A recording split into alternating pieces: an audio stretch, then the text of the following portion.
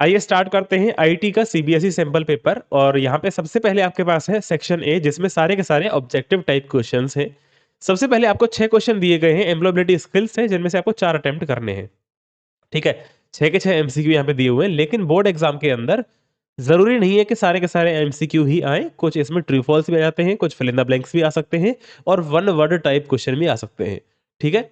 इसी तरह से जब आप आगे बढ़ोगे, पैटर्न को देख लेते हैं एक बार, किस तरह से क्वेश्चंस पूछे जा रहे हैं। देन आपको सब्जेक्ट स्पेसिफिक स्किल यानी कि पार्ट बी से यहाँ पे 6 क्वेश्चन दिए गए हैं, जिनमें से आपको 5 करने हैं। अगेन फिर से बता दूं, यहाँ पे सारे के सारे एमसीक्यू दिए हुए हैं 6 के 6, लेकिन एग्जाम में आपको true false, fill in the blanks या फिर वन वर्ड क्वेश्चन भी देखने को मिल सकता है। उसके बाद तीसरा क्वेश्चन आपका जो है वो भी इसी तरह से है। 6 क्वेश्चन है, जिनमें से आपको 5 करने हैं। फिर से अगेन 6 में से 5 क्वेश्चन आपको करने हैं, 1 नंबर के हैं सारे। देन अगेन आपको 6 में से 5 अटेम्प्ट करने हैं। यहाँ पे आपका ऑब्जेक्टिव टाइप जो सेक्शन है, सेक्शन ए खत्म हो जाता है। अब यहाँ से सेक्शन बी शुरू होता है। ठीक है? सेक्शन बी के अंदर सारे के सारे सब्जेक्टिव टाइप क्वेश्चन हैं, जिनके अंदर आपको लिखना होता है प्रॉपर। तो सबसे पहले आपके पास एम्प्लॉयबिलिटी स्किल यानी कि पार्ट ए से 5 क्वेश्चन हैं, 2-2 नंबर के, जिनमें से आपको 3 अटेम्प्ट करने हैं। ठीक है? तो सबसे पहले 6 में से 4 एमसीक्यू करने थे, 4 नंबर वो हो गए। और यहाँ में आपको 3 क्वेश्चन करने 2-2 नंबर के, तो ये 6 नंबर हो गए। तो 4 और 6 आपके 10 नंबर यहाँ पे एम्प्लॉयबिलिटी स्किल खत्म हो गया। इसके बाद आपका अगेन पार्ट बी शुरू हो जाता है, सब्जेक्ट स्पेसिफिक स्किल, जिसमें आपको पहले 6 में से 4 क्वेश्चन करने हैं, 2-2 नंबर के हैं सारे। ठीक है? देन आपको 5 में से 3 क्वेश्चन करने हैं, ये आपके 4-4 नंबर के हैं। तो इस तरह से आपका एग्जाम का पैटर्न होता है खत्म। अब आइए इस क्वेश्चन पेपर को हम फटाफट करते हैं सॉल्व। बहुत ही आसान पेपर है, और जितना भी मैंने आपको पढ़ाया है, अगर आपने केवल उतना ही पढ़ा है, तब भी इसको बहुत आराम से आप कर लोगे। ठीक है? चलिए, तो पहला क्वेश्चन देखते हैं क्या कह रहा है। Aisha moved from Egypt to Germany for work but finds it difficult to adjust because she is not familiar with German customs and workplace etiquette. Ayesha जाती है इजिप्ट से जर्मनी, और वहां पे उसको डिफिकल्टी होती है एडजस्ट करने में, क्योंकि वो जर्मनी के कस्टम्स से फेमिलियर नहीं है। तो उसकी वजह से क्या होता है, which affects her interaction with colleagues, जो उसके साथ ऑफिस में काम करते हैं, उसके जो कलीग्स हैं, उनसे वो इंटरेक्ट ठीक से नहीं कर पा रही है। तो जब हम किसी दूसरी जगह पे जाते हैं और वहाँ की कस्टम्स से हम फ़ैमिलियर नहीं हैं, तो उसको हम बोलते हैं कल्चरल बैरियर इन कम्युनिकेशन। तो आंसर हो जाएगा आपका बी। ठीक है? तो ये आपसे पूछा है कि ये कौन-सी सिचुएशन है? ये सिचुएशन हमारी कल्चरल बैरियर है। आगे बढ़ेंगे। Rohan has been working long hours every day without a week. Over time he starts experiencing headache, anxiety and fatigue. This is likely caused by prolonged dash.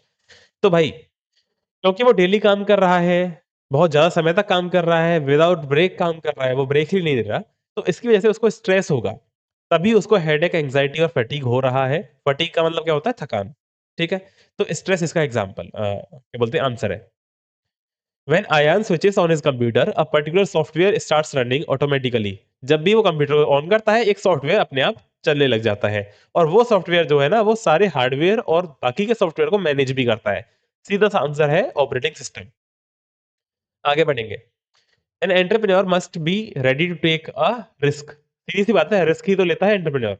And remain open to new ideas to grow their business. तो answer क्या हो जाएगा यहाँ पे? Calculated risk. SDG aim to tackle की challenges faced by business, government and society. ठीक है? कौन कौन से की चैलेंजेस होते हैं? जेंडर इक्वालिटी भी है, एनर्जी एंड क्लाइमेट चेंज भी है, बायोडाइवर्सिटी भी है। तो आंसर हो जाएगा ऑल ऑफ द अबव, यानी कि डी ऑप्शन। स्मार्ट मेथड होता है, ठीक है, सेटिंग इफेक्टिव गोल्स के लिए होता है। स्मार्ट क्या पढ़ा था हमने? एस का मतलब होता है स्पेसिफिक, एम का मतलब होता है मेजरेबल, ए का मतलब होता है achievable, R for realistic and T for time bound. Smart करके हमने गोल सेटिंग पढ़ी थी। तो यहाँ पे पूछा है in this method what does a stand for. मैंने भी बताया आपको कि ए का मतलब होता है अचीवेबल। आंसर हो जाएगा सी। आगे बढ़ेंगे। Ria has a long document where she needs to apply the same paragraph style at multiple scattered location। मैंने आपको बताया था कि जब हमें एक ही स्टाइल मल्टीपल स्कैटर्ड लोकेशंस पे अप्लाई करनी होती है, तो हम जिस ऑप्शन का यूज करते हैं उसका नाम है फिल फॉर्मेट। ठीक है?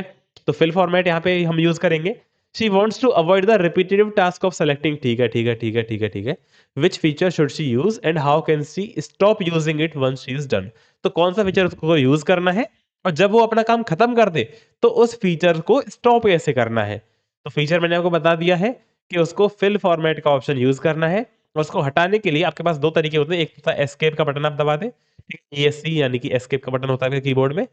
या फिर फिल फॉर्मेट ऑप्शन आपने जो बटन दबाया था ऑन करने के लिए उसको, उसी बटन से वो ऑफ भी हो जाता है। सो ऑप्शन ए करेक्ट है, use fill format option, stop by clicking fill format button again, या फिर प्रेसिंग एस्केप बटन। चलिए, Arjun wants to slightly change the formatting of predefined paragraph style. Paragraph style पहले से ही बनी हुई है, उसको चेंज करना है थोड़ा सा, कोई बात नहीं। He does not want to create a new style, उसको नई स्टाइल नहीं बनानी है, उसको पुरानी ही स्टाइल अपडेट करनी है। तो उसको क्या यूज करना पड़ेगा? तो अपडेट सिलेक्टेड स्टाइल उसको यूज करना पड़ेगा। आगे बढ़ते हैं। Meena has prepared a project report with multiple headings and sub headings. ठीक है, she wants to create a section in the beginning of report that list all topics in order and allows her to jump directly to any section by clicking on it. तो मीना ने एक project report बनाई। अब क्या करना है उसको कि सबसे पहले जो स्टार्टिंग का सेक्शन है उसमें उसको एक लिस्ट देनी है सारे के सारे टॉपिक्स की, और वो चाहती है कि जिस भी टॉपिक पे वो क्लिक करे डायरेक्टली उस टॉपिक के पेज पर पहुंच जाए। इसके लिए हम क्या यूज करेंगे? इसके लिए हम यूज करेंगे टेबल ऑफ कंटेंट्स। क्योंकि टेबल ऑफ कंटेंट्स क्या होती है? एक ऐसी लिस्ट होती है सारे इंडेक्स को लगा के, ताकि आप इजीली उस पर्टिकुलर टॉपिक को ढूंढ पाओ। आपकी बुक में भी तो होता है, चैप्टर का नाम उसका पेज नंबर, चैप्टर का नाम उसका पेज नंबर, वही तो टेबल ऑफ कंटेंट्स है।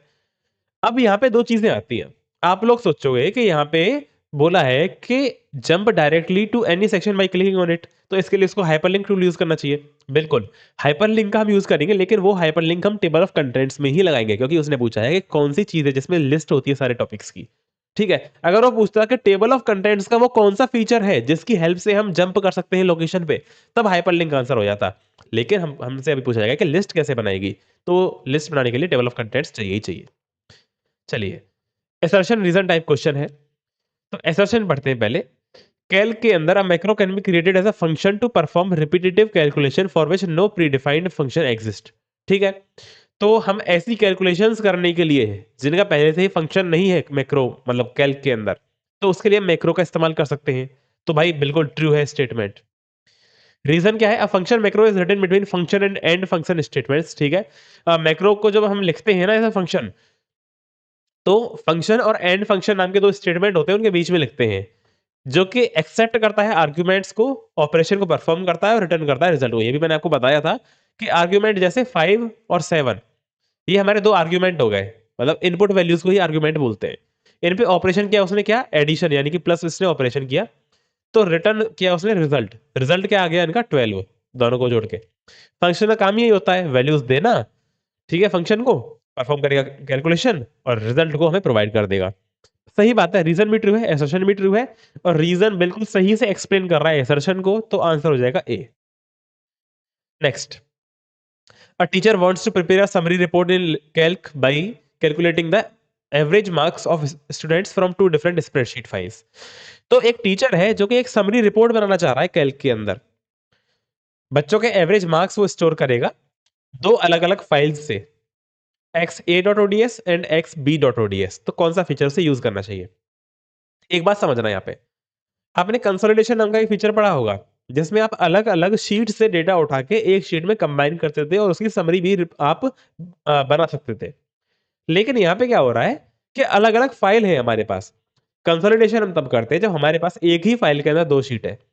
हमारे पास जब फाइल ही अलग अलग है तो हम कंसोलिडेट का यूज नहीं करेंगे। हम यहाँ पे दोनों के दोनों डॉक्यूमेंट से एक्सटर्नल रेफरेंस लेंगे, तो आंसर यहाँ पे हो जाएगा बी। चलिए, next, which menu path in Calc is use to accept और reject changes made in shared spreadsheet. तो इसका आंसर बहुत ही आसान है, मैंने आपको ये स्टेप बताई भी थी कि एडिट मेन्यू में ट्रैक चेंजेस पे जाके मैनेज पे आप क्लिक करोगे, तो ये आपका एक्सेप्ट या फिर रिजेक्ट अगर आपको चेंजेस करने हैं तो उसके लिए डायलॉग बॉक्स वहां पे ओपन हो जाता है। ठीक है, अगर कोई चीज़ आपको समझ में नहीं आ रही है तो मैंने आपको बताया हुआ है वहां पे वीडियोस के अंदर कि कौन कौन से स्टेप्स वाले क्वेश्चन इंपॉर्टेंट है, मतलब किस चीज़ की स्टेप क्वेश्चन में पूछी जा सकती है।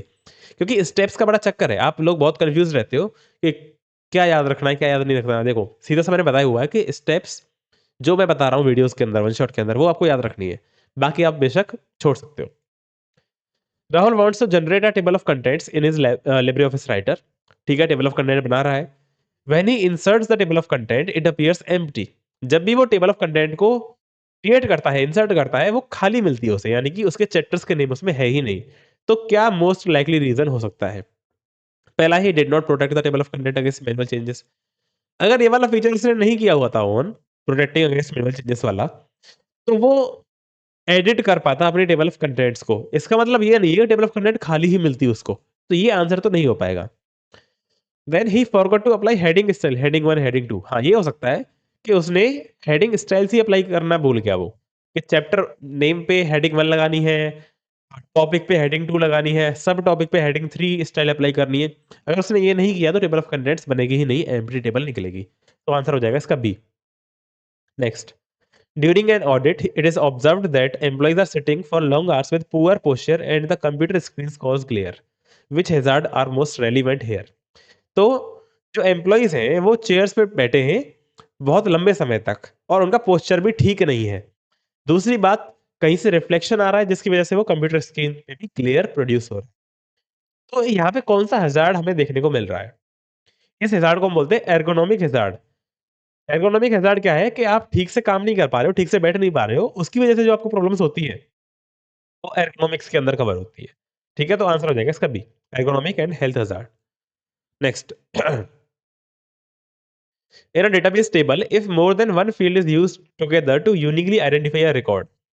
जो आप एक से ज़्यादा फील्ड को as a primary key consider करते हो, यूनिकली आइडेंटिफाई करने के लिए, तो उसको हम बोलते हैं कंपोजिट की। चलिए, if a database field is defined as varchar 50 and user enters 20 characters, तो कितनी स्टोरेज अलोकेट होगी? केवल 20 बाइट ही अलोकेट होगा। आगे बढ़ेंगे। A database designer wants to create a system where multiple tables are connected. जब multiple tables की बात होती है तो सीधी सीधी बात है, रिलेशनल डेटा मॉडल होता है। ठीक है, आगे बढ़ेंगे और भी देख लेते हैं इसको एक बार आगे। Allowing retrieval of related data from this tables efficiently. ये जो टेबल्स हैं जो हमने आपस में कनेक्ट की हुई हैं, इनसे हम डेटा को भी आसानी से रिट्रीव कर सकते हैं, देख सकते हैं, तो उसके लिए हम रिलेशनल मॉडल ही यूज करते हैं। आगे बढ़ेंगे। क्वेरी डिजाइन विंडो में भाई कितने पार्ट्स होते हैं? 3 पार्ट होते हैं।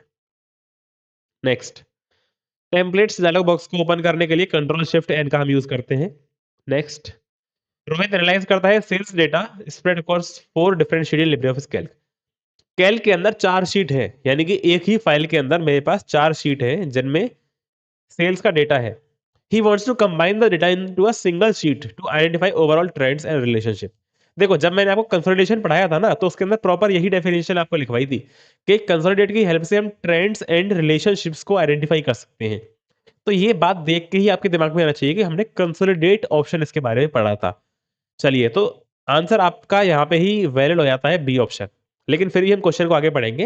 ही also wants any change in the source sheets to automatically update in the consolidated sheet. तो जो हमारी बाकी की शीट्स हैं, वहाँ पे जब भी कोई भी डेटा अपडेट हो, तो वो आपकी कंसोलिडेशन वाली शीट में भी अपने आप अपडेट हो जाए, उसके लिए हम कौन-सा ऑप्शन यूज़ करेंगे? उसके लिए हम यूज़ करते हैं link to source data option को हम इनेबल कर देते हैं, तो डेटा तुरंत की तुरंत अपडेट होता रहता है। आगे बढ़ेंगे। फॉर्म्स के बारे में कौन-सी बात इनकरेक्ट है? गलत कौन-सी बात है? वो देखना है। फॉर्म एक यूज़र फ्रेंडली इंटरफेस है एंटर करने का डाटा के लिए, बिल्कुल सही बात है। Each field control in a form consist of a label and a field value text box. मतलब लेबल होता है जैसे कि नेम हो गया, देन उसका डब्बा होता है वैल्यू डालने के लिए। सही बात है। Forms can include graphics, titles and additional text for better presentation. बिल्कुल सही बात है। उसमें आप कुछ भी टाइटल, ग्राफिक डाल सकते हो ताकि बेटर लगे वो देखने में, प्रेजेंटेशन अच्छा हो उसका। Forms are used to permanently store data like tables. नहीं, भाई फॉर्म का हम यूज़ डेटा स्टोरेज के लिए नहीं करते, हम डेटा एंट्री के लिए करते हैं, डेटा रिट्रीवल के लिए करते हैं, डेटा डिलीशन, डेटा अपडेशन इनके लिए करते हैं। ठीक है? चलिए, तो डी ऑप्शन आपका गलत है, तो यही आपका आंसर है। During office work employees complain of stress due to long hours and conflicts with colleagues. आप बहुत ज़्यादा काम कर रहे हो ऑफिस में, बहुत घंटों तक काम कर रहे हो और आपकी कलीग से लड़ाई भी हो रही है। तो आप स्ट्रेस का शिकार हो गए। Which approach is most effective in reducing this hazard? तो कौन सी अप्रोच आपको अपनानी चाहिए? कॉन्फ्लिक्ट रेजोल्यूशन ट्रेनिंग, मतलब आपकी आपस की जो समझौते हैं वो ठीक से हो जाए, मतलब लड़ाइयाँ ना हो, एंड प्रमोटिंग हॉबीज। अगर आप हॉबीज को प्रमोट करोगे तो स्ट्रेस कम होगा। तो ये ऑप्शन मुझे बिल्कुल सही लग रहा है। आगे बढ़ लेते हैं। इंस्टॉलिंग एर्गोनॉमिक चेयर, भाई चेयर लगाने से कुछ नहीं होने वाला। फायर एक्सटिंग्विशर से, भाई उससे तो लड़ाई वाली आग थोड़ी बुझेगी, उससे तो केवल नॉर्मल वाली आग बुझेगी। इलेक्ट्रिकल इंस्पेक्शन से भी कुछ नहीं होने वाला इस चीज के अंदर, तो आंसर आपका यही रहेगा। Next, Ritika has created a spreadsheet to calculate the EMI for a car loan। ठीक है, उसने स्प्रेडशीट बनाई है। The EMI depends on the loan amount, interest rate and the loan duration in years। तो EMI जो है ना, वो लोन के अमाउंट पे है, ठीक है, इंटरेस्ट के रेट पे है और टाइम पे है, इन years. She fixes the loan amount and rate, तो उसने अमाउंट फिक्स कर दिया है, रेट भी उसने फिक्स कर दिया है। But wants EMI to be exactly 12,000 per month, और उसने बोला कि ईएमआई मुझे चाहिए 12,000 पर मंथ। ठीक है। तो वो चाहती है कि उसको टाइम पता चल जाए। भाई उसने अमाउंट फिक्स कर दिया, रेट फिक्स कर दिया और रिजल्ट भी फिक्स कर दिया ईएमआई। अब उसको टाइम ही तो पता करना है, तो उसके लिए उसे कौन-सा फीचर यूज़ करना पड़ेगा। तो ये हमने पढ़ा था कि जब भी हम एक रिजल्ट को पहले ही स्पेसिफाई कर देते हैं, एक फिक्स्ड रिजल्ट, फिक्स्ड आउटपुट हमारे पास जब पहले से है और हमें इनपुट वैल्यू को फाइंड करना है, तो उसके लिए हम यूज़ करते हैं गोल सीक का। ठीक है? तो गोल सीक आपका आंसर हो जाएगा, goal seek. Because it adjust the input to reach the exact target output. चलिए, materials in workplace are classified by risk to prevent fires. हाँ, तो हमने ये पढ़ा था कि हम अलग-अलग क्लासेस में मटेरियल्स को डिवाइड करते हैं, class A, class B, class C, class D. तो वो आपको यहाँ पे बताना है कौन-सा सही है। तो अ, मैं जो देख पा रहा हूँ, यहाँ पे मुझे बी ऑप्शन सही लग रहा है कि क्लास सी के अंदर आपका इलेक्ट्रिकल मटेरियल आता है, क्लास डी के अंदर वोलेटाइल मटेरियल आते हैं, जैसे कि मैग्नीशियम एंड सोडियम। तो ऑप्शन बी आपका करेक्ट है। Next, Sneha is preparing 10 different project reports for her company. ठीक है, बहुत सारी रिपोर्ट बना रही है वो। Each report requires the same header with the company लोगो। पढ़ने वाले बच्चों के समझ में यहाँ तक आ गया होगा कि आंसर क्या होने वाला है। आंसर इसका होने वाला है टेम्पलेट, क्योंकि उसको हर एक डॉक्यूमेंट में सेम फॉर्मेट चाहिए, सेम हेडर चाहिए हर एक रिपोर्ट में। वो 10 डिफरेंट रिपोर्ट बना रही है ना, तो अलग अलग डॉक्यूमेंट बनेंगे। हर रिपोर्ट में कंपनी का लोगो चाहिए, हेडर चाहिए। अब footer with the legal notice and pre defined formatting for headings and text. उसको प्री डिफाइंड स्टाइल भी चाहिए उसके अंदर। Instead of manually inserting and formatting these elements in each report, which feature should she use? Her document में बार-बार same काम तो करेगी नहीं, जब सेम ही काम करना है तो। तो उसके लिए वो कौन-सा फीचर यूज़ करेगी? टेम्पलेट फीचर यूज़ करेगी। तो आंसर हो जाएगा सी। आगे बढ़ते हैं। Which of the following components open along with the report wizard in LibreOffice base? जब भी आप रिपोर्ट विज़ार्ड को ओपन करते हो, रिपोर्ट विज़ार्ड का काम क्या होता है? रिपोर्ट को क्रिएट करना। तो रिपोर्ट बिल्डर ओपन होता है, ऐड फील्ड्स डायलॉग बॉक्स भी ओपन होता है, तो बोथ आंसर हो जाएगा C. Rohini works as a floor manager. ठीक है, वो फ्लोर मैनेजर है। उसको असाइन किया गया है the task of conducting regular dash to ensure the safety of life in case of disaster और emergency by evacuating the place of danger.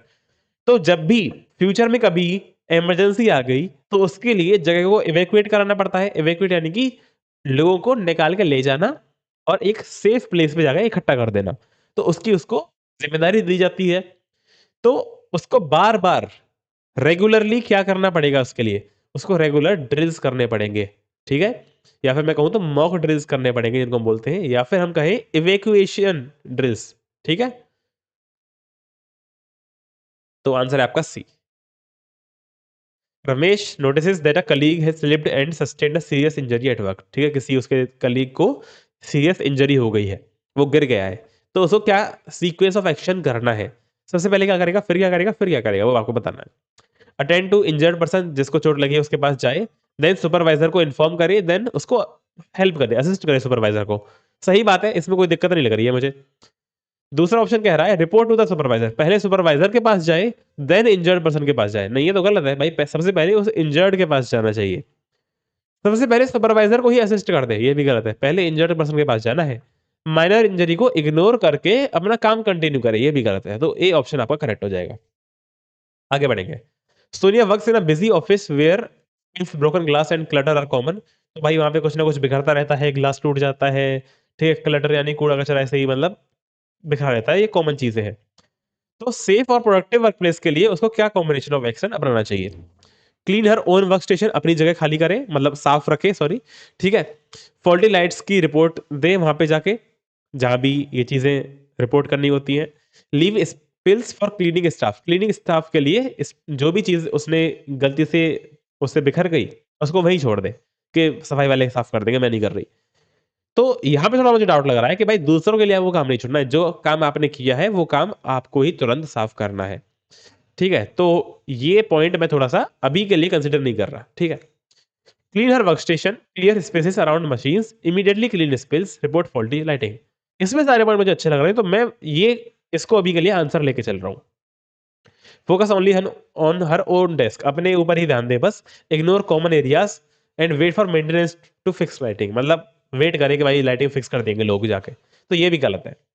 Only clean common areas and ignore her personal work spaces, तो अपना खुद का जहां पे वो काम करती है उसको छोड़ दे, बाकी सब जगह सफाई करे, तो ये भी गलत है। तो कुल मिला के बी ऑप्शन ही सबसे सही लग रहा है, तो आंसर हो जाएगा आपका बी। नेक्स्ट, आगे बढ़ते हैं, छठवां पार्ट देखते हैं इस क्वेश्चन का। A company's finance team is preparing the quarterly budget report, ठीक है। टू मैनेजर्स हैं आपके, mister Raj and miss Meena. एक सेम स्प्रेडशीट पे काम कर रहे हैं अलग अलग, budget Raj dot ODS and budget Meera dot ODS. अब क्या करना है, आपको फाइनल रिपोर्ट जो है वो सबमिट करनी है सीईओ को। तो आपकी जो टीम है उसको चेक करने हैं दोनों के डिफरेंस, और जो भी चेंजेस अप्रूव किए हैं उनको दोनों को मिला के एक सिंगल फाइल बना के सीईओ को देनी है। तो अगर आप वहां के डेटा एंट्री ऑपरेटर हो तो आप क्या करोगे? पहला ऑप्शन है डायरेक्टली ओपन करेंगे राज की file and overwrite it with the Meera की फाइल। मतलब आपने बस राज की फाइल ले ली और उसी को कंसीडर कर दिया और सीईओ को दे दिया। नहीं, गलत है। दोनों को कंसीडर करना है ना। बजट राज डॉट ओडीएस को हम ओपन करेंगे, कंपेयर डॉक्यूमेंट का प्रयोग करेंगे, डिफरेंसेस को चेक करेंगे, then use merge document to finalise. ये सही लग रहा है। दोनों कंपेयर किया, दोनों को मर्ज करके फाइनलाइज कर दिया। B option is the correct answer. या फिर बजट को मीरा की फाइल खोलेंगे और बाकी डेटा को मैन्युअली डिलीट करेंगे। इसको भी कंसीडर कर सकते हो, लेकिन ये वाला ज़्यादा अच्छा लग रहा है, बी वाला, है ना? क्योंकि यहाँ पे कंपेयरिंग, मर्जिंग सारे ऑप्शंस हम यूज़ कर पा रहे हैं ठीक से। केवल मर्ज डॉक्यूमेंट का यूज़ करेंगे ताकि ऑटोमेटिकली सारा काम हो जाए। नहीं, ये भी गलत है। तो बी ऑप्शन आपका फाइनल आंसर है। अब हम देखते हैं सब्जेक्टिव टाइप क्वेश्चंस, ठीक है? पहला क्वेश्चन क्या कह रहा है? आपको 2 सीज़ ऑफ कम्युनिकेशन बताने हैं।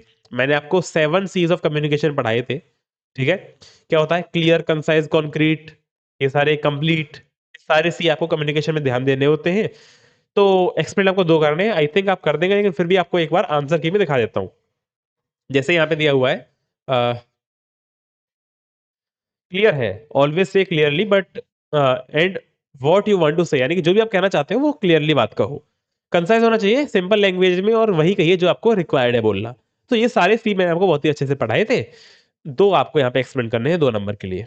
ठीक है, आप कम से कम 4-5 तो तैयार रखें अपने लिए। Maya often gets frustrated at work and reacts impulsively in stressful situation. अपने काम करते-करते वो फ्रस्ट्रेट हो जाती है और बहुत ही गुस्से से रिएक्ट करती है जब भी वो स्ट्रेस में रहती है। She wants to improve her ability to handle emotion and respond calmly. वो चाहती है कि वो बहुत ही शांति से रिस्पॉन्ड करे इन चीज़ों पे और अपने इमोशंस को ठीक से हैंडल कर पाए। तो कैसे वो अपनी इमोशनल इंटेलिजेंस को मैनेज करेगी? बहुत ही आसान आंसर है। इमोशनल इंटेलिजेंस में हमने पढ़ा था कि अपने खुद की बारे में जानकारी होना ही इमोशनल इंटेलिजेंस है। तो अपने इमोशंस को आइडेंटिफाई करें, अपनी जो भी खामियाँ हैं उनको आइडेंटिफाई करें, योगा करें, मेडिटेशन करें, ये सारी स्ट्रेस मैनेजमेंट जो टेक्निक्स हैं, उनका प्रयोग करें। ठीक है, एक बार आंसर की में देख लेते हैं क्या लिखा हुआ है। तो पहले अपने इमोशंस को अंडरस्टैंड करें, reflect on her behaviour and identify areas where she needs to improve, focusing on personal growth. ठीक है, रेशनलाइज करें, avoid quick reactions, analyse situations logically before responding. और प्रैक्टिस में क्या करना है उसको, काम रहना है through meditation, yoga and other relaxation techniques. चलिए आगे बढ़ते हैं। सेल्फ एम्प्लॉयमेंट और वेज एम्प्लॉयमेंट को आपको कंपेयर करना है। बहुत ही आसान है। सेल्फ एम्प्लॉयमेंट में क्या होता है, आदमी खुद का बिजनेस चला रहा होता है, मतलब खुद का काम कर रहा होता है। वेज एम्प्लॉयमेंट में किसी और के लिए सैलरी पे काम करना होता है। जैसे कोई टीचर है, वो ट्यूशन पढ़ा रहा है अपने घर पे, तो वो सेल्फ एम्प्लॉयड है। लेकिन वही टीचर अगर स्कूल में बच्चों को पढ़ा रहा है, उसको एक फिक्स सैलरी मिल रही है, तो वो वेज एम्प्लॉयड हो गया। कोई डॉक्टर हॉस्पिटल में है, तो वो वेज एम्प्लॉयड है, और उसी डॉक्टर ने अपना खुद का क्लिनिक खोला हुआ है, तो वो सेल्फ एम्प्लॉयड है। सेल्फ एम्प्लॉयड पर्सन की कोई फिक्स सैलरी नहीं होती, वेज एम्प्लॉयड की फिक्स सैलरी होती है। सेल्फ सेल्फ एम्प्लॉयड पर्सन को अगर करियर में ग्रोथ करनी है, तो कंपटीशन में आगे बढ़ना होगा, कुछ ना कुछ इनोवेटिव करना होगा ताकि दूसरों से वो अच्छा दिखे और लोग उसके पास आए उसका प्रोडक्ट खरीदने, तो तब उसकी ग्रोथ होगी। लेकिन वेज एम्प्लॉयड पर्सन को अपने ऑफिस में अच्छा परफॉर्म करना होता है, तब उसकी सैलरी बढ़ती है। तो ये सारे आप डिफरेंसेस लिख सकते हो। आंसर की में क्या लिखा हुआ है, आप अपना खुद का बिजनेस कर रहे हो तो सेल्फ एम्प्लॉयड, किसी और के लिए काम कर रहे हो तो वेज एम्प्लॉयड। रिस्क लेना होता है सेल्फ एम्प्लॉयड वाले को, वेज एम्प्लॉयड वाले के लिए थोड़ा सा रिस्क कम है क्योंकि उसका मालिक रिस्क लेता है। कंपटीशन और जो ग्रोथ है वो थोड़ा ज़्यादा कॉम्पिटिटिव है, मतलब आपको कॉम्पिटिटिव रहना पड़ता है, तभी आप एक्सपेंड, मतलब अपने आप को एक्सपेंड कर पाओगे, और स्टेबल भी आपको, तभी आपको स्टेबिलिटी मिलेगी। लेकिन वेज एम्प्लॉयमेंट में क्या होता है, करियर ग्रोथ जो है वो डिपेंड करते हैं आपकी परफॉर्मेंस पे और मीटिंग स्टैंडर्ड्स पे। रिवॉर्ड जो है सेल्फ एम्प्लॉयमेंट में बिजनेस की सक्सेस पे डिपेंड करता है, लेकिन वेज एम्प्लॉयमेंट में आपकी खुद की परफॉर्मेंस पे डिपेंड करता है। ठीक है, अगर आपने अच्छा किया तो आपको अच्छे पैसे मिलेंगे, लेकिन सेल्फ एम्प्लॉयड में आपने अगर अच्छा किया है तब भी बिजनेस नहीं चला तो भी आपका नुकसान हो जाएगा। आगे बढ़ेंगे। मेजर प्रॉब्लम्स बतानी है related to sustainable development concerning food and water. तो फूड और वाटर की प्रॉब्लम बतानी है। फूड में हमने पढ़ा था कि जो एग्रीकल्चरल लैंड है उसका एरिया कम होता जा रहा है, फर्टिलाइजर्स जो है केमिकल फर्टिलाइजर्स यूज कर रहे हैं किसान, तो उससे सॉइल की फर्टिलिटी कम हो रही है।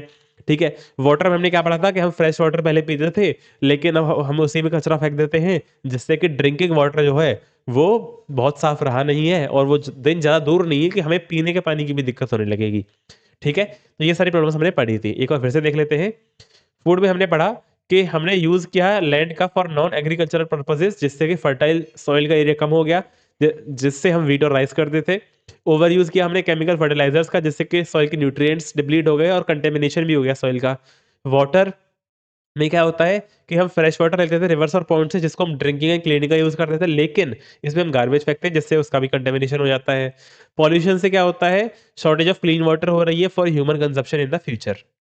चलिए आगे बढ़ेंगे। Sara is worried about her personal and work data being stolen और infected by the viruses, what steps should she take. तो वायरस से बचने के लिए क्या करना चाहिए? आप एंटी वायरस सॉफ्टवेयर यूज करो, फायरवॉल यूज करो, स्ट्रॉन्ग पासवर्ड को यूज करो साइट पे लॉगिन करने के लिए। अपने क्रेडिट कार्ड वगैरह की इंफॉर्मेशन आप किसी भी साइट पे मत डाल दो फर्जी पे। दूसरी चीज, जिस साइट में HTTPS लिखा हुआ है उसी का यूज करो, क्योंकि एस फॉर सिक्योर होता है। अगर केवल साइट HTTP से शुरू हो रही है तो वो साइट सिक्योर नहीं है, क्योंकि अगर एस लिखा हुआ है इसका मतलब वो सिक्योर है। चलिए एक बार देख भी लेते हैं इसको। तो स्ट्रॉन्ग पासवर्ड यूज करने हैं, जिसमें small letter, capital letter, number, special character सब कुछ आना चाहिए। एंटीवायरस फायरवॉल सब कुछ आप इंस्टॉल करो। एनक्रिप्ट कर लो डेटा को, ताकि कोई और उसको अनऑथराइज्ड पर्सन यूज ना कर पाए। सिक्योर वेबसाइट्स भी चाहिए जिनमें HTTPS लिखा हुआ होता है। ठीक है, आगे बढ़ते हैं। अब यहाँ पे हमारा सब्जेक्टिव क्वेश्चन आते हैं, सब्जेक्ट स्पेसिफिक स्किल्स यानी कि पार्ट बी के। तो यहाँ पे आरव क्या कर रहा है, लर्न कर रहा है to format documents in LibreOffice Writer. ठीक है। His teacher asked him to explain any two style categories along with one feature of his. तो उसके टीचर ने उससे पूछा कि आप कोई भी दो कैटेगरीज बता दो स्टाइल की, और उनका एक एक फीचर भी बता दो। तो क्या लिखेगा आरव भाई? दो, कोई भी दो कैटेगरी बता दो। Page style, paragraph style, character style, frame style, table style, list style, कोई भी दो बता दो आप। तो पेज स्टाइल में क्या होता है, जैसे पेज स्टाइल में border, background, margin, header, footer, ये सारी चीजें आती हैं। पैराग्राफ स्टाइल में अलाइनमेंट हो गया, लाइन स्पेसिंग हो गई, ठीक है, ये सारी चीजें आती हैं। देख लेते हैं। जैसे पेज स्टाइल है, इसमें आपका page size, margin, header, footer, footnote, border, background आता है, और एक ही डॉक्यूमेंट में मल्टीपल पेज स्टाइल लगा सकते हो आप। पैराग्राफ के अंदर सारे के सारे पैराग्राफ पे आप फॉर्मेटिंग करते हो, जिसके अंदर alignment, line spacing, tab stop, border, ये सब आता है। कैरेक्टर स्टाइल आपको पता होगी वैसे भी, लेकिन बता देता हूँ। जैसे पैराग्राफ के अंदर का जो भी कैरेक्टर है उसको आप फॉर्मेट कर सकते हो। तो स्पेसिफिक वर्ड और letters with in a paragraph आप इससे फॉर्मेट कर सकते हो। इसके अंदर टेक्स्ट कलर हो गया, फॉन्ट साइज है, हाइलाइटिंग है, and emphasis without affecting the whole paragraph. इससे क्या होगा कि आप पूरे के पूरे पैराग्राफ पे इम्पैक्ट नहीं डालोगे, कुछ स्पेशल मतलब कुछ पर्टिकुलर टेक्स्ट पे ही आप फॉर्मेटिंग करते हो। इसी तरह से फ्रेम, लिस्ट और टेबल हम ऑलरेडी पढ़ चुके हैं वन शॉट्स के अंदर। ये तो बस हम पेपर सॉल्व कर रहे हैं। ठीक है, तो हमें 2 बतानी थी, मैंने आपको 3-4 बता दी है। What must you do before enabling the record changes feature? तो रिकॉर्ड चेंजेस फीचर को इनेबल करने से पहले आपको डिसेबल करना होता है शेयर्ड मोड। ठीक है, डिसेबल शेयर्ड मोड। ठीक है। How can you confirm that sharing has been disabled? तो शेयरिंग डिसेबल हो गई है, इसके लिए क्या, कैसे कंफर्म करोगे? तो टाइटल बार में वहां पे शेयर्ड लिखा हुआ होता है, टाइटल बार में शेयर्ड लिखा होता है, वो गायब हो जाएगा, तो आप कंफर्म कर सकते हो कि भाई शेयरिंग डिसेबल हो गई है। यहाँ पे देख लेते हैं क्या लिखा है। शेयर्ड स्प्रेडशीट मोड को डिसेबल करेंगे। The word shared disappears from the spreadsheet title bar. ठीक है, आगे बढ़ते हैं। Differentiate between one to many and many to many relationship. तो वन टू मैनी रिलेशनशिप और मैनी टू मैनी रिलेशनशिप में अंतर क्या है? वन टू मैनी के अंदर एक टेबल का कोई भी एट्रीब्यूट, सॉरी, एक टेबल का कोई भी रिकॉर्ड जो है वो बार बार अपीयर होता है दूसरी टेबल में। जैसे कोई क्लास है, जैसे क्लास है आपकी 10th ए, तो क्लास 10th ए में बहुत सारे बच्चे पढ़ते हैं, ए भी पढ़ता है, बी पढ़ता है, सी पढ़ता है, डी पढ़ता है। ठीक है। जैसे कोई नाम लेते हैं, ये अनुज है, ये भानु है, ठीक है, ये चंदन है, और ये धनुष है। ठीक है। अब अनुज केवल 10th में ही तो पढ़ता है, ऐसा तो है नहीं कि अनुज 10th में भी है, 11th में भी है, 12th में भी है, नहीं, वो केवल एक ही क्लास में तो पढ़ता है। तो यानी कि एक साइड तो वन है, एक क्लास में बहुत सारे बच्चे हैं, वन क्लास मैनी स्टूडेंट्स, लेकिन एक बच्चा बहुत सारी क्लासेस में नहीं पढ़ता है, तो इसको हम बोलते हैं वन टू मैनी रिलेशनशिप। ठीक है? लेकिन मैनी टू मैनी में क्या होता है, जैसे एक टीचर है, बहुत सारे बच्चों को पढ़ाता है, लेकिन एक बच्चा भी तो बहुत सारे टीचर्स के साथ पढ़ता है। जैसे इसका टीचर है, वो बहुत सारे बच्चों को मैथ्स पढ़ा रहा है, लेकिन बच्चा भी तो बहुत सारे टीचर से पढ़ रहा है, जैसे कि मैथ्स हो गया, साइंस हो गया, फिजिक्स हो गया, केमिस्ट्री हो गया, जो भी सब्जेक्ट्स है। तो ये हो गया क्या, मैनी टू मैनी रिलेशनशिप। इसमें क्या होता है, multiple records in the main table are associated with multiple records in the related table. चलिए एक बार इसकी डेफिनेशन भी देख लेते हैं। तो वन टू मैनी में क्या होता है, one record in the master table corresponds to multiple records in the related table, और many to many multiple records in the master table correspond to the multiple records in the related table. बहुत ही आसान example है यहाँ पे one to many का। One teacher can teach multiple student, और यहाँ पे दिया हुआ है students can enroll in multiple courses and each course can have multiple students. Similar similar example यहाँ पे दिया हुआ है जो मैंने आपको दिया था उसी तरह से। चलिए 14th क्वेश्चन देखते हैं। What are the common causes of electrical hazard at the workplace? Suggest one safety measure to prevent them. तो इलेक्ट्रिकल हज़ार्ड कैसे हो सकता है? कैसे हो सकता है? चलो आंसर में देखते हैं। तो वर्न आउट वायरिंग है, यानी कि तार खुले हुए हैं, ओवरलोडिंग है सर्किट्स में, आउटलेट्स में, अनग्राउंडेड और फॉल्टी इक्विपमेंट आप यूज़ कर रहे हो, अनसेफ यूज़ कर रहे हो इलेक्ट्रिकल डिवाइसेस का, तो आपकी इलेक्ट्रिकल हैज़ार्ड्स होने के चांसेस होते हैं। सेफ्टी मेजर क्या हो सकता है? बेसिक ट्रेनिंग दीजिए अपने एम्प्लॉइज़ को इलेक्ट्रिकल सेफ्टी पे, वाटर और फूड को अवेयर रखिए इलेक्ट्रिकल इक्विपमेंट से, रूटीन इंस्पेक्शंस कराइए अपने सारे इक्विपमेंट्स का, तो इस तरह से आप इलेक्ट्रिकल हैज़ार्ड से बच सकते हो।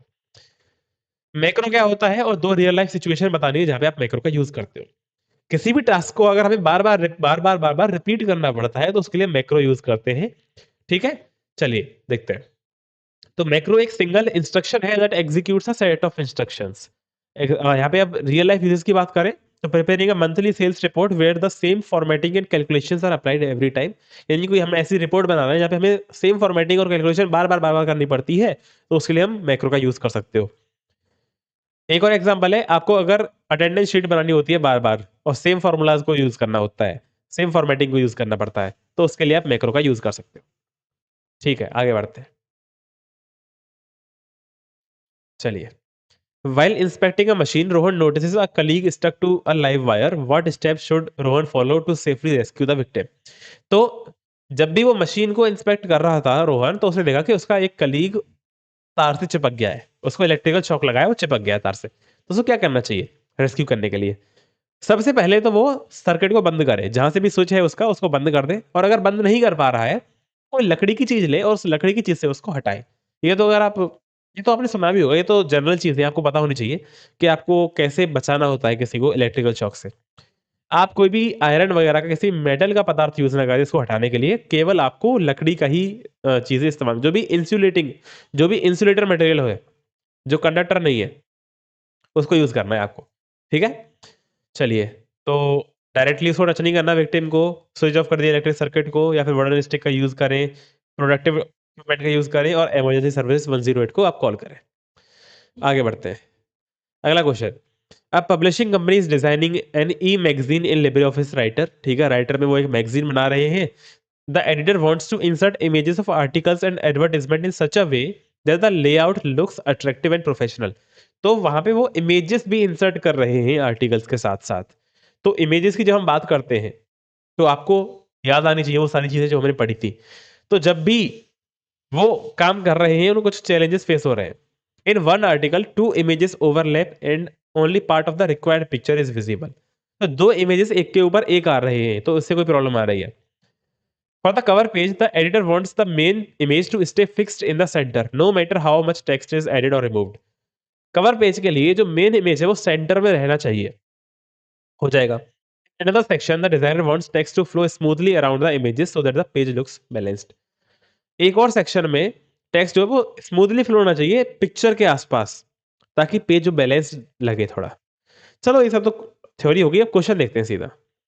विच feature should the team use to solve the problem of overlapping images? जब भी इमेजेस ओवरलैप होते हैं तो उसके लिए हम यूज करते हैं अरेंजमेंट। अरेंजमेंट में हमारे पास कुछ ऑप्शंस होते हैं, जैसे कि send backward, bring to sorry एक तो होता है ब्रिंग टू फ्रंट। ठीक है, ये होता है सेंड टू बैक। ठीक है, और एक होता है बैक वन और फ्रंट वन, कुछ ऐसे होता है ना। ये रहा forward one, back one, send to back और ब्रिंग टू फ्रंट। ये आपके चार ऑप्शन होते हैं। इनसे आप ओवरलैपिंग इमेजेस को क्या कर सकते हो, मैनेज कर सकते हो। Next step which setting will help the editor keep the main image fixed in the centre of the cover page. तो अगर आपको पिक्चर को कवर पेज के सेंटर में रखना है, तो उसके लिए पहली चीज तो आप एंकरिंग कर लें।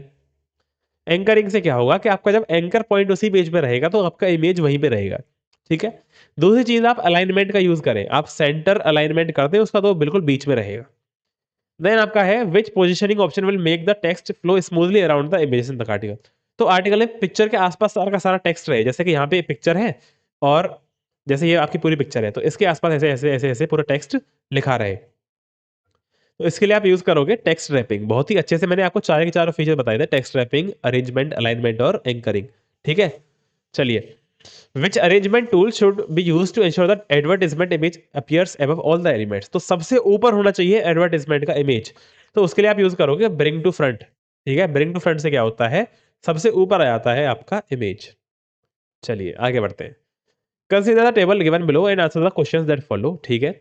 Name all the fields in the given table. चार फील्ड है भाई, देख लो, student name, roll number, class और marks. Which field should be made the primary की।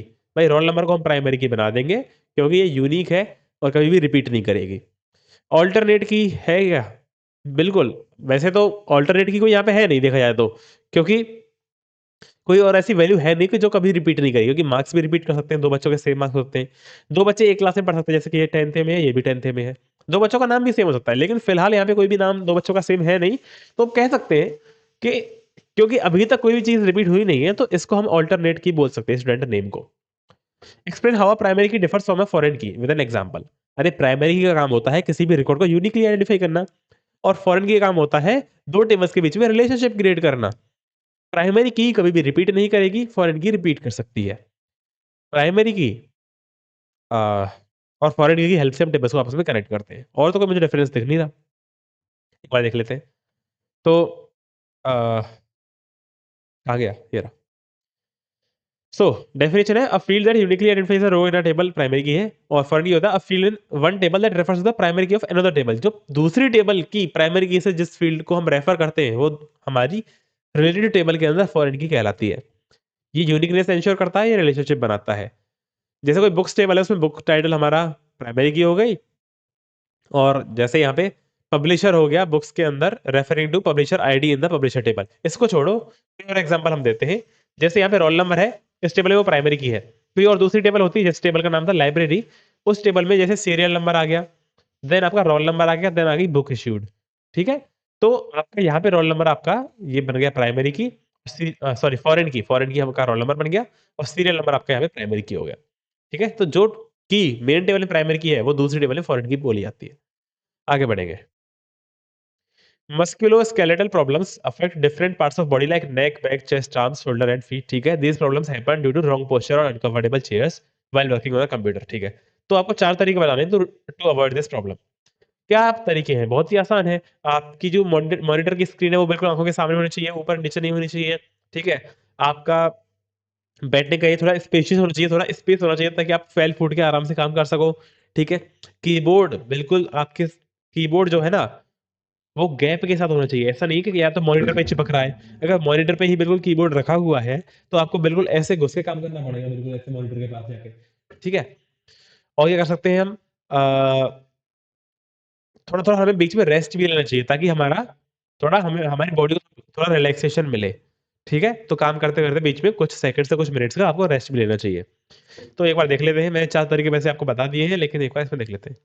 मॉनिटर होना चाहिए आई लेवल पे, जिससे और आर्म लेंथ डिस्टेंस पे कम से कम मतलब एक हाथ का गैप होना चाहिए। आपकी नेक जो है स्ट्रेट होनी चाहिए और मॉनिटर बिल्कुल सामने होना चाहिए। बैक आप बिल्कुल चेयर पे लगा के रखें पीछे। आपकी जो आर्म रेस्ट है उनको इस तरह से एडजस्ट करें ताकि आपके एल्बोज का एंगल जो है 100 से 110 डिग्री बने। हैंड जो है आपके स्लाइटली लोअर होने चाहिए एल्बोज से जब भी आप टाइपिंग कर रहे हो। आप अपनी रिस्ट को ट्विस्ट ना करें, और कीबोर्ड पाम रेस्ट का यूज करें जब भी आप टाइपिंग नहीं कर रहे हो, और छोटे छोटे ब्रेक्स भी लेते रहें। ठीक है। तो ये आपका 19वां क्वेश्चन होता है। क्वेश्चन नंबर 20 देखते हैं। रूही मैनेज करती है स्पोर्ट्स डे का डेटाबेस लिब्रे ऑफिस बेस के अंदर, और उसके पास एक मास्टर टेबल है जिसका नाम है इवेंट कैटेगरी, और एक ट्रांजैक्शन टेबल है जिसका नाम है इवेंट। तो उसके पास दो टेबल है। जो मेन टेबल है वो इवेंट कैटेगरी है जिसके अंदर आपकी प्राइमरी की स्टोर होती है, और ट्रांजैक्शन टेबल है आपकी इवेंट जिसके अंदर आपकी फॉरेन की स्टोर होती है। अब यहाँ पे क्या करना है उसे, पहले आप बताइए रेफरेंशियल इंटीग्रिटी क्या है? रेफरेंशियल इंटीग्रिटी का काम होता है 2 टेबल्स के बीच में कंसिस्टेंसी बनाए रखना, इंटीग्रिटी बनाए रखना। कैसे? जैसे मैंने आपको एक एग्जांपल दिया था पढ़ाते टाइम कि आपकी कोई मेन टेबल है जिसके अंदर रोल नंबर है और नेम है, ठीक है? तो रोल नंबर 1 है, 2 है, 3 है। नेम है एबीसी, एक्सवाईजेड और पीक्यूआर। देन आपके पास एक लाइब्रेरी की टेबल है जिसके अंदर आपके पास सीरियल नंबर है, रोल नंबर है और बुक है कि कौन सी बुक उन्होंने इश्यू की है। तो सीरियल नंबर 1 रोल नंबर 1 आया, बुक ले गया, ठीक है? सीरियल नंबर 2 डाला, रोल नंबर अगेन आया, बुक लेके चला गया। Serial number 3 book roll number 4 आया और बुक लेके चला गया। अब आप बोलोगे यहाँ पे तो दिक्कत है, क्या दिक्कत है? कि रोल नंबर 4 बच्चा तो स्कूल में पढ़ता ही नहीं है क्योंकि स्कूल में बच्चे ही 3 हैं, रोल नंबर 1, 2 एंड 3। जो बच्चा मेन टेबल में प्रेजेंट ही नहीं है, वो आप किसी और टेबल में इंसर्ट ही नहीं कर सकते। तो यही रेफरेंशियल इंटीग्रिटी है, ये हमें कभी अलाउ ही नहीं करेगा कि हम ऐसे बच्चे का रिकॉर्ड सेव कर दें जो एग्जिस्ट ही नहीं करता डेटाबेस के अंदर। तो यही चीजें रेफरेंशियल इंटीग्रिटी के अंदर आती हैं। एग्जांपल हम आपको यहां से दे देते हैं एक बार, देखिए। तो it ensures that every foreign key in the transaction table matches a primary key in the master table, ठीक है? वो हमेशा मैच करनी चाहिए किसी की से मास्टर टेबल के अंदर। एग्जांपल है, कोई कैटेगरी आईडी है C003, अगर वो इवेंट वाली टेबल में है तो इवेंट कैटेगरी नाम की टेबल में वो एग्जिस्ट करनी चाहिए। चलिए आगे बढ़ते हैं। Ruhi wants to stop deletion of any category that is being used in the events table. Which option should she use? देखिए, यहाँ पे जैसे मैं बताऊं आपको कि यहाँ पे एक बच्चे का रिकॉर्ड है जिसका रोल नंबर 1 है। अगर ये रिकॉर्ड आप इस टेबल से डिलीट करो तो, यानी कि उस बच्चे ने लाइब्रेरी से बुक ली हुई है क्योंकि उसका रिकॉर्ड लाइब्रेरी वाली टेबल में है। अब चाहते हो कि आप उसका रिकॉर्ड रोल नंबर 1 का रिकॉर्ड मेन टेबल से डिलीट कर दो, तो क्या पॉसिबल है? नहीं पॉसिबल है।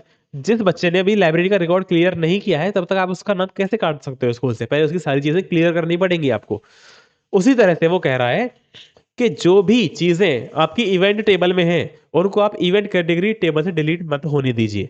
तो उसके लिए आपको एक ऑप्शन यूज़ करना पड़ता है, नो एक्शन नाम का, ठीक है? अगर आप नो एक्शन कर दोगे तो इसकी वजह से आप मास्टर रिकॉर्ड में से कोई भी डिलीशन नहीं कर पाओगे, अगर उस तरह का कोई भी रिकॉर्ड आपका ट्रांज़ैक्शन टेबल में एग्जिस्ट करता है तो। इससे क्या होता है, रिलेटेड डेटा आपका लूज़ नहीं होता, का मतलब रिलेटेड डेटा का कोई भी आपका लॉस नहीं होता और कोई भी लिंक ब्रेक नहीं होता है। चलिए, if category ID is changed in event category, how does the update cascade option affect the events table? अब मान लीजिए यहाँ पे आपने रोल नंबर इसका चेंज कर दिया, एबीसी का रोल नंबर आपने 5 कर दिया, तो यहाँ पे भी रोल नंबर 5 अपने आप अपडेट होना चाहिए ना? तो उसके लिए आप अपडेट कैस्केड ऑप्शन का यूज़ करते हो। कैसे काम करता है एग्जाम्पल से बताना है। तो अगर मास्टर रिकॉर्ड को अपडेट करोगे तो जितनी भी फॉरेन की वैल्यूज है ट्रांजैक्शन टेबल है वो अपने आप अपडेट हो जाएंगी। एग्जांपल है, जैसे अगर आपने कैटेगरी आईडी 003 को चेंज कर दिया 010 में इवेंट कैटेगरी टेबल के अंदर, तो जितने भी रिकॉर्ड 003 नाम से थे वो 010 से हो जाएंगे। चलिए, if the set null option is used and the master record is deleted, what happens in the events table? अगर आपने सेट नल का यूज किया हुआ है और आपने यहां से कोई भी रिकॉर्ड डिलीट कर दिया, देखिए डिलीशन के लिए आपके पास 3 ऑप्शन होते हैं। एक तो है नो एक्शन। नो एक्शन से क्या है, आप यहां से कोई भी रिकॉर्ड डिलीट ही नहीं कर पाओगे अगर वो यहां पे एग्जिस्ट करता है। दूसरा है सेट नल। सेट नल से क्या होगा कि अगर आपने यहां से कुछ भी डिलीट किया और वो यहां पे एग्जिस्ट करता है, तो वहां पे उस जगह पे उसकी वैल्यू नल आ जाएगी, NULL नल, ठीक है? तो क्या हो जाएगा, वहां पे केवल नल वैल्यूज आ जाएंगी। ये पूछ रहा है how it is different from set default. Default में क्या होता है, हम पहले से एक वैल्यू दे देते हैं, जैसे मैंने यहाँ पे वैल्यू दे दी 10। तो अगर मैंने 5 रोल नंबर का रिकॉर्ड ऐसे डिलीट किया तो यहाँ पे 5 की जगह 10 और यहाँ पे 10 आ जाएगा, तो इसको बोलते हैं सेट डिफॉल्ट। चलिए, तो सेट नल में क्या होता है, related field in the transaction table set to null when the master record is deleted और अपडेटेड, ठीक है? डिलीशन में भी और अपडेशन में दोनों में काम करता है। सेट डिफॉल्ट से क्या होता है, related fields are set to predefined default value instead, ठीक है? तो जैसे हमने 003 को डिलीट किया तो कैटेगरी आईडी नल पहुंच जाएगी बाकी जगह पे, लेकिन अगर आपने डिफॉल्ट किया था तो जैसे जो भी आपने डिफॉल्ट वैल्यू दे रखी है जैसे 001, तो वो वहां पे पहुंच जाएगी। चलिए आगे बढ़ते हैं, नेक्स्ट क्वेश्चन देखते हैं। Arjun is preparing a project report in Libre office Calc, it contains multiple spreadsheet, ठीक है? बहुत सारी स्प्रेडशीट्स पे वो काम कर रहा है। अब क्या होता है, एक बार इसको मिटा देता हूँ फटाफट, है ना? चलिए, he wants a smooth navigation between different sheets and also plans to include data from a government website। वो चाहता है गवर्नमेंट वेबसाइट से डेटा को डायरेक्ट उठा ले वो। चलिए, initially he uses an absolute hyperlink but later realises it breaks when he shares the report with his teacher because the file path is different on another computer. पहले वो use करता है absolute hyperlink का, लेकिन absolute hyperlink से problem ये है कि जब भी वो उस फाइल को अपने टीचर के साथ शेयर करता है, वो लिंक टूट जाता है, काम नहीं करता है। क्यों नहीं करता? रीज़न पहले इसका समझ लेते हैं। काम इसलिए नहीं करता, पहले क्वेश्चन देख लो पहला, वो भी इसी बारे में है कि why did the absolute hyperlink fail when Arjun shared the file, और इस प्रॉब्लम को रिलेटिव हाइपरलिंक कैसे सॉल्व कर देगा। देखो, क्या होता है कि एब्सोल्यूट हाइपरलिंक में कंप्लीट एड्रेस होता है उस फाइल का। अब वो फाइल जिसका उसने लिंक बनाया है, वो अर्जुन के कंप्यूटर में है, वो अर्जुन के टीचर के कंप्यूटर में तो है नहीं। तो जब भी अर्जुन उस फाइल को शेयर करता है अपने टीचर के साथ, वो ढूंढता है उस फाइल को, हाइपरलिंक के अंदर, और वो उस पर्टिकुलर एड्रेस पे नहीं मिलती है उसे, तो वो लिंक काम नहीं करता। लेकिन अगर वहीं पे हम रिलेटिव हाइपरलिंक का काम करें और एक ही फोल्डर में सोर्स फाइल और डेस्टिनेशन फाइल दोनों को स्टोर कर दें, तो रिलेटिव हाइपरलिंक टूटेगा नहीं, काम करेगा। वो पूरे पूरे फोल्डर को अपने टीचर के साथ शेयर कर देगा और लिंक काम करेगा। इसको एक बार लिखा हुआ देख लेते हैं। The absolute hyperlink failed because it stores the complete path specific to Arjun's computer. On another system, the same path does not exist. A relative hyperlink solves this by linking relative to the folder where the spreadsheet is stored, so it works even if moved. समझ में आ गया? हिंदी में पहले समझा देता है, English में आपको डेफिनेशन दिखा दी है मैंने। आगे बढ़ते हैं। How does the target in document option increase the usefulness of hyperlinks in a large spreadsheet. तो जब भी आप लार्ज स्प्रेडशीट का यूज करते हो, तो आप टारगेट इन डॉक्यूमेंट का यूज करते हो। उससे क्या है कि वो फाइल के अंदर घुस के उस पर्टिकुलर लोकेशन पे जाके आपका टारगेट ढूंढ देगा। ठीक है, इसका फायदा क्या है कि जब भी आपका डेटा बहुत ज्यादा होगा, तो नेविगेशन आपका आसान हो जाएगा, आपको ढूंढना नहीं पड़ेगा खुद से। So target in document helps by allowing navigation directly to a specific sheet, table और section inside the document, saving time in large spreadsheet. आगे बढ़ेंगे। Arjun wants to ensure that anyone viewing his report can update data directly from the government website. Which features should he use and why it is beneficial? तो directly, क्योंकि आपको government की website से data को extract करना है automatically, तो उसके लिए आप लिंक टू एक्सटर्नल डेटा का यूज करेंगे। इससे क्या होता है, लाइव टेबल्स इंपोर्ट होती हैं वेब पेज से, और ये बेनिफिशियल इसलिए है क्योंकि डेटा ऑटोमेटिकली अपडेट होता है विदाउट मैनुअल एंट्री। चलिए, अब पूछ रहा है कि अर्जुन एडिट करना चाहता है या फिर रिमूव करना चाहता है हाइपरलिंक को, तो वो कैसे करेगा? कुछ नहीं करना, हाइपरलिंक पे राइट क्लिक करना है और आपको एडिट हाइपरलिंक पे क्लिक करना है, तो मॉडिफाई कर सकते हो। राइट क्लिक करके रिमूव हाइपरलिंक पे क्लिक करोगे तो उसको डिलीट कर सकते हो। ठीक है, यहाँ पे हमारा ये पूरा का पूरा पेपर होता है समाप्त। हम और भी पेपर सॉल्व कर रहे हैं। इंफॉर्मेशन टेक्नोलॉजी के PYQs, क्या हो गया, क्या लिखते हैं मैंने, इन्फॉर्मेशन टेक्नोलॉजी के PYQs मैं ऑलरेडी सॉल्व करा चुका हूँ अपने इसी चैनल पे। प्लेलिस्ट का लिंक डिस्क्रिप्शन में दे दूंगा। 10-10, 15-15 मिनट में मैंने चारों यूनिट्स के प्रीवियस ईयर क्वेश्चंस बोर्ड के सॉल्व कराए हुए हैं, आप चाहो तो देख सकते हो। साथ के साथ हम और भी सैम्पल क्वेश्चन पेपर सॉल्व करेंगे आगे, मैं खुद से बनाऊंगा, क्योंकि मैं इस सब्जेक्ट को लगभग 5-6 साल से पढ़ा रहा हूँ, तो मुझे पता है कैसे कैसे क्वेश्चन बोर्ड में पूछे जाते हैं।